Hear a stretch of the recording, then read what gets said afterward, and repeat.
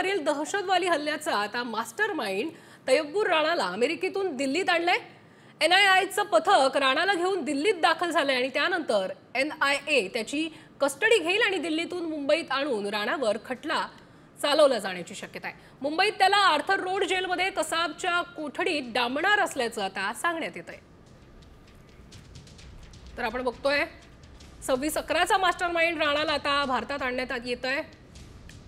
दिल्लीतून मुंबईत आणून राणावर आता खटला चालवला जाण्याची शक्यता आहे आणि मुंबईत त्याला आर्थर रोड जेलमध्ये कसाबच्या कोठडीत डांबणार असल्याचं सांगण्यात येत आहे।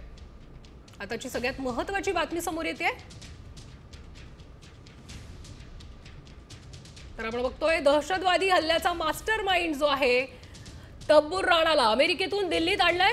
NIAचं पथक राणाला घेऊन आता दिल्लीत दाखल झालेलं आहे आणि त्यानंतर NIA त्याची कस्टडी घेईल आणि दिल्लीतून मुंबईत आणून राणावर खटला चालवला जाण्याची शक्यता आहे।